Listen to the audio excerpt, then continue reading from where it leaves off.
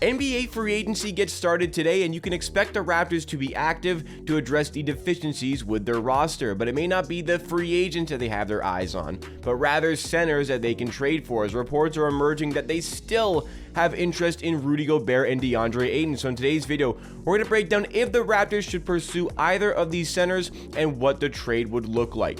Let's get into it.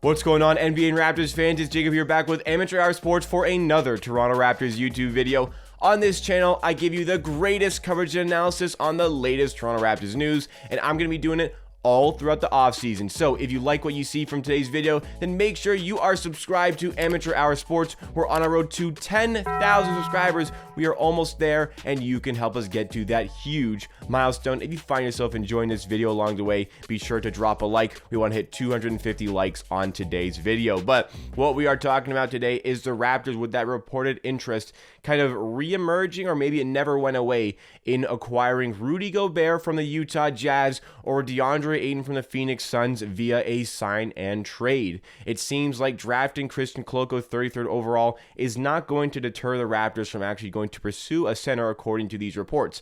I thought that maybe they would have interest in bringing in a center. I don't think it was necessarily something they wanted to go out and get, like a really good center like Rudy Gobert or DeAndre Ayton. More so some sort of backup rim protector. But despite the fact they drafted a 7-foot center with a 7'5" wingspan, 33rd overall, they still may have interest in going to get somebody and addressing one of the biggest constraints with the roster from the previous season. Masai Ujiri, Webster, the front office, they decided to really bank on the positionless game, the switchability of the roster last season, and it paid off big time. A team that was supposed to be in this sort of transition phase ended up winning 48 games, which is very impressive. But it was very clear for much of the season, and maybe especially in the playoffs, that a rim protector was lacking for this team. And, I've been vocal about all throughout this offseason so far about maybe not wanting Rudy Gobert and maybe not wanting to go all out to get DeAndre Ayton. But it seems like the Raptors still want to address the center position, and seemingly with Rudy Gobert available and DeAndre Ayton, who is definitely available here, a trade could happen here. Masai Ujiri kind of wants to test the waters to see if a trade would make sense for the Raptors and what a trade might look like. So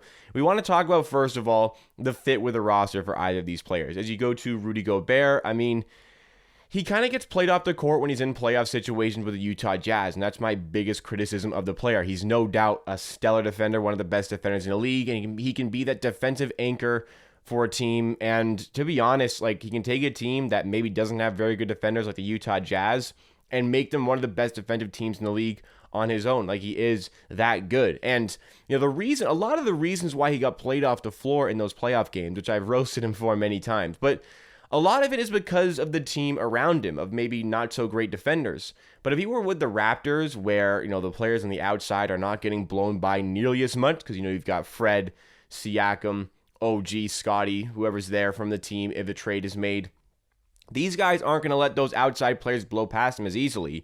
So Rudy Gobert isn't going to get hung out to dry on the inside like he maybe normally was with the Utah Jazz. You can see from the Utah Jazz and their lack of success in the playoffs that maybe defense isn't quite there, mobility isn't quite there, but obviously Rudy Gobert is a very talented defender. As it comes to DeAndre Ayton, he's not quite the defender Rudy Gobert is. In fact, he's nowhere near the defender Rudy Gobert is. I would say DeAndre Ayton, as far as centers go, isn't the best in terms of rim protection, but offensively is where he can really, really thrive.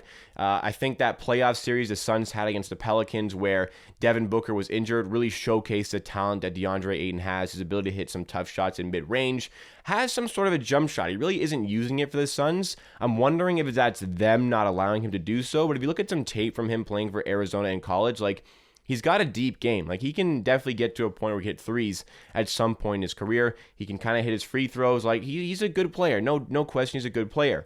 Don't know if he's worth the max contract, but this is a player that I think would fit really well with the Raptors as well. But it's not about the fit with these players. Obviously, both of these players would be great for the Toronto Raptors. We're not disputing that. I don't think we can dispute that. But what we can dispute is how we are going to acquire them. So first of all, as it comes to Rudy Gobert, that guy's already on a contract. So you got to take the contract that he has. And I've been vocal about it many, many, many times in this channel that Rudy Gobert's contract is going to be the worst contract in the NBA one day, if not already. I mean, this guy this year is going to be making $38 million, and that's going up every year. Next year, it's 41. The year after that is 43. And in the fourth year, the fifth year of his contract, so 4 years from now, when he is 33 years old, he's going to be making $46 million.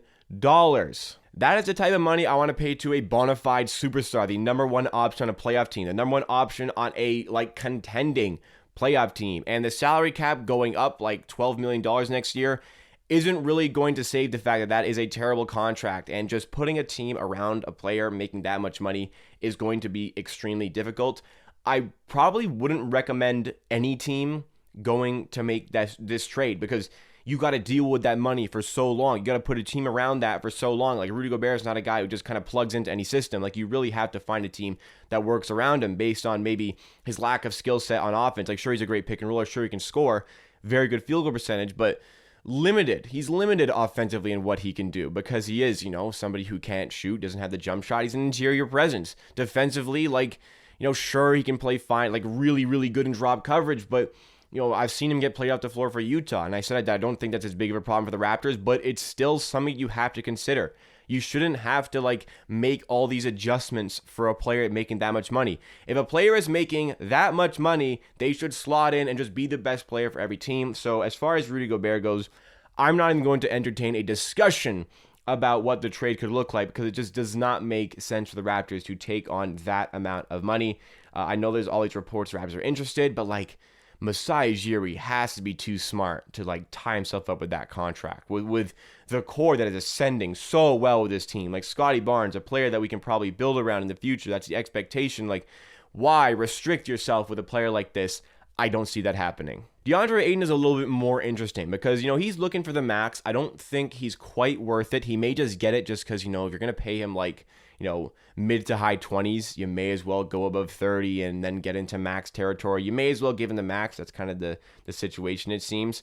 Maybe it's a little bit under. I don't know. It's going to be in that territory of value, which is something the Raptors can afford. It's going to be difficult for the Raptors to afford, but again, it is something that they can make work. I mean, you're going to have to trade one of OG Anunoby or Gary Trent Jr. in that discussion, and, that might be a big problem for Raptors fans. You got to think about the roster, that it's more likely going to be Gary Trent Jr., and, I mean, that's a really good starting five with a backup center in Precious Achiuwa. You've got Fred VanVleet, OG Anunoby, Pascal Siakam, Scottie Barnes, and Deandre Ayton. That is a really good team. That is definitely a great team. Precious Achiuwa coming off the bench. If you can keep Chris Boucher with that trade, then, he's also coming off of the bench. But, I don't want to go into the extreme details about the cap. To make those financial things work, to make the mathematics work of that discussion, it is going to be very difficult. But, looking at it, the Suns are going to be asking for Gary Trent and OG Anunoby. If we have to give both of those guys in this discussion, then we're completely out of this one. There is no discussion if both of those players are involved. However, if you go to just Gary Trent Jr., maybe it makes a little bit of sense for the Raptors. Gary Trent, you would trade him. That's about $18 million you give away. Maybe you can throw in Khem Birch. That's another $7 million. You can make the mathematics work in that discussion. But one of the biggest problems associated with Deandre Ayton's contract is that there is a base year compensation available. So the Raptors would have to take on still, that 25 to low 30s millions of dollars for their team. But the Suns would only have to take back half of that. So the Raptors would have to give up all of this money to make this trade work, but the Suns wouldn't have to take on all of that money, nor would they want to take on all of that money. So a third trade may have to get involved. This is why I don't really want to go into all the specifics of it, because it is very difficult to work out, and I only have so much time within these videos to get all my points out. What I'm saying is, it's going to be very difficult to work out. The Raptors have to give away one of their good players, and even though you're getting a very good player back, how well does he address the needs within this team? How good of a defender is Deandre Ayton going to be for this team? Offensively, I really think Deandre Ayton can continue to improve, but the Raptors right now are seriously lacking with their outside threat. And, even though contractually, Gary Trent's extension's looming, Fred VanVleet's extension's looming, Siakam's extension is going to start to loom very quickly, Raptors fans.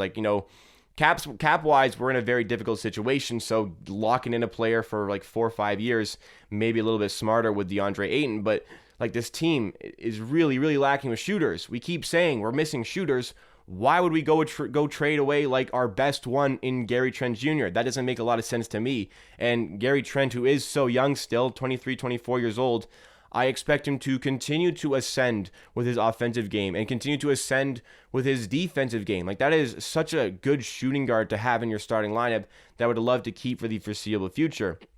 And having to trade him away plus like other assets plus picks probably to make this trade work, like, I just can't see the Raptors really doing that. I don't see Masai Ujiri and Bobby Webster being enamored with Deandre Ayton enough to really sacrifice a lot of this team. Like, I'm in a position as a Raptors fan right now where I'm very comfy with the core. Like, I understand, the back end of the roster, like the 8 to 12 of the roster is lacking. We need a backup point guard. We need some catch and shoot threat. We maybe need some more immediate rim protection for the roster that Koloko needs a bit more time to fill in. I recognize all that, but like, I'm comfy, with a team that just won 48 games. That's probably going to follow that up with a similar season, maybe a little bit worse, maybe even a little bit better. Like, we're not contending this year. We don't need to lose a bunch of assets to make a big trade. It's not a good free agent class. There's some players in the mid-level exception that you can bring in that just kind of plug some holes, maybe briefly, maybe for the season, but it's good enough for a team that is continuing to get better. Such a young team, and with one of the best assets, one of the highest rated assets in the NBA, Scottie Barnes. Like, it's okay to be patient with this team. It's okay to see where they go. And making a big splash for a player you have to lock in on huge money for a very long amount of time, whether it be Rudy Gobert, whether it be Deandre Ayton, just doesn't make a lot of sense to me. And I would wager neither of these players will be a Raptor this season. I mean, I really don't think I'll be wrong. There's a possibility. I just cannot see it happening. So what do you make of Rudy Gobert and Deandre Ayton and the rumors of them coming to the Raptors through a trade? Would you support it? Would you not support it like myself? Let me know your thoughts and opinions in the comments down below, because that is it for me for today. Thank you so much for watching this video. Please drop a like if you did enjoy. When you like this video, it lets YouTube know that people out there with similar interests to you may also enjoy this video, and therefore it's recommended to more people, giving bigger exposure to the channel. It takes you a second to drop a like, but it does help me out a ton. And if you're new to the channel and you enjoyed this one, be sure to subscribe to Amateur Hour Sports. We are on our road to 10,000 subscribers. We're getting so close to it. The support on the channel over the last week has been absolutely immense.